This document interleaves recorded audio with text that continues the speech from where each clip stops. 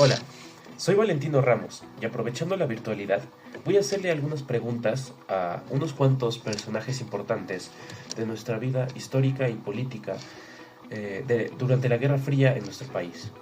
Primero tenemos al general Francisco Morales Bermúdez.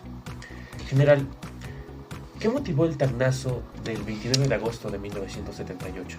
¿Y cómo justificó esa acción ante las Fuerzas Armadas y la población en general?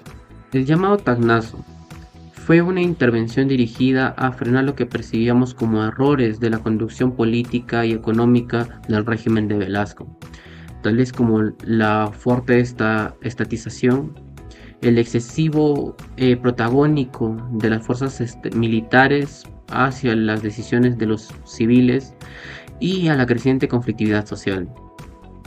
Ante las fuerzas militares y los sectores civiles, presenté el golpe como una medida de corrección que intentaba restaurar el orden y encaminar políticas más modernas, con la promesa de reparar los excesos y reorientar las acciones del gobierno. Por otro lado, usted convocó la Asamblea Constituyente y hubo elecciones para ella el 18 de junio de 1978. ¿Qué lo llevó a esa decisión y qué papel buscaba que cumpliera la Asamblea? Con respecto a la pregunta 2. Sí, nosotros convocamos la constituyente porque entendimos que la salida del régimen militar requería de una legitimidad civil. Las elecciones del 18 de junio de 1978 debían producir representantes capaces de redactar una nueva carta y facilitar la transición. Nosotros buscábamos que la Asamblea, presidida luego por Víctor Raúl Haya, aprobara una constitución que abriera el camino a gobiernos civiles y garantías institucionales.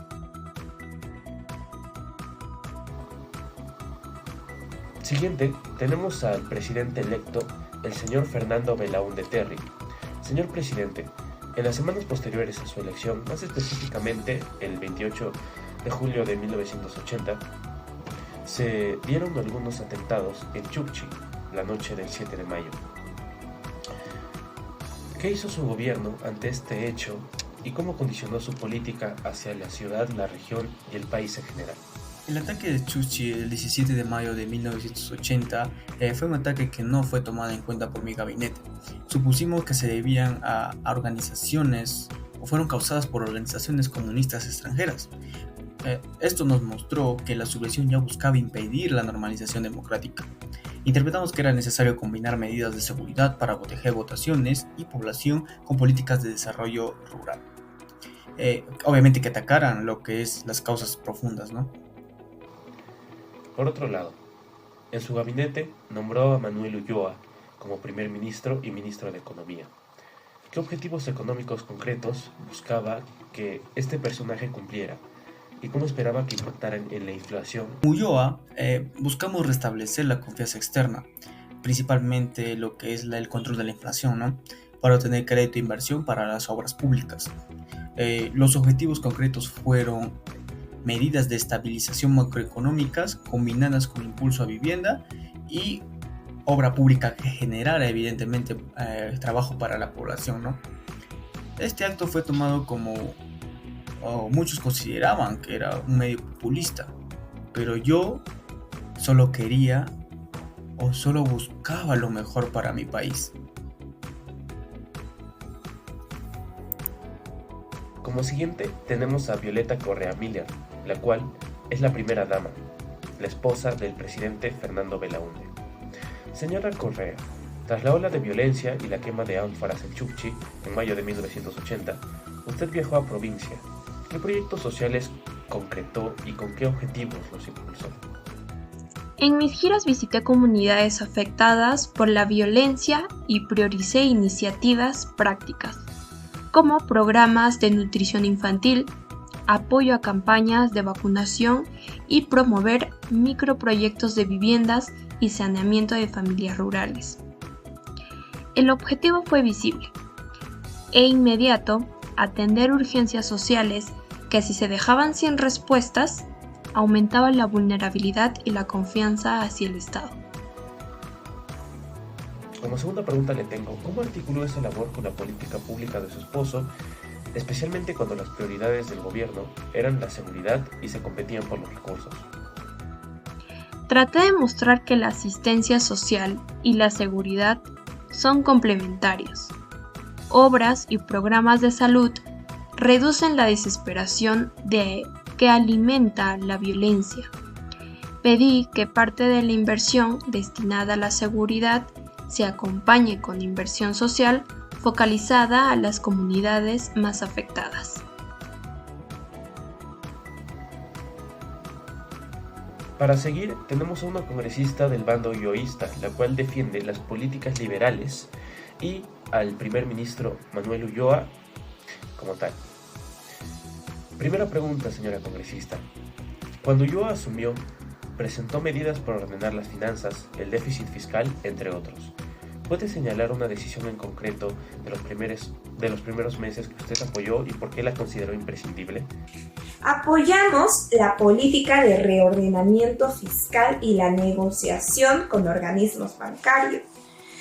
Por ejemplo, la priorización del control de déficit público y la búsqueda de líneas de crédito externo para financiar obras públicas. Consideramos imprescindible seguir con este programa económico liberal a pesar de la oposición albista. Varios críticos anunciaron que esas medidas golpearían los salarios y el consumo. ¿Qué instrumentos propuso su bancada para mitigar ese impacto social?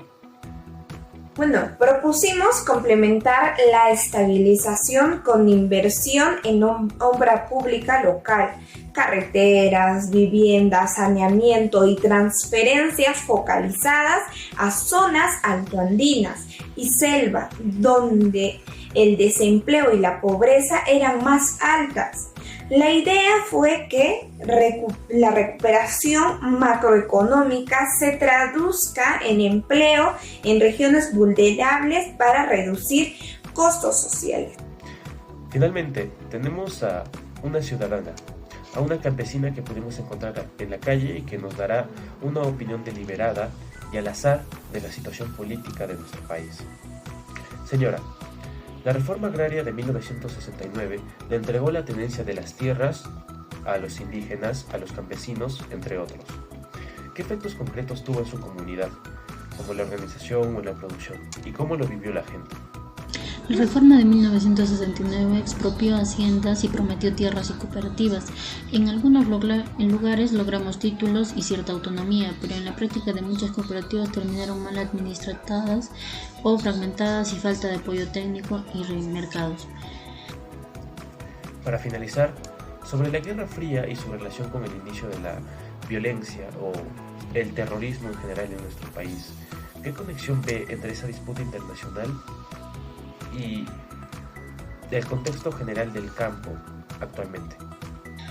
La Guerra Fría entró por ideas y apoyos y por cómo los gobiernos respondieron, mientras unos impulsaban reformas estatales, tantos como otros miraban el mercado cuando apareció el sendero. La respuesta fue militarizar antes que completar la reforma con la inversión social. Hoy se siente la herencia en las comunidades con derechos sobre la tierra, pero con mercados débiles e instituciones frágiles y desconfianza. Lo único que pedimos es una inversión real en caminos, en salud y educación para que las tierras sirvan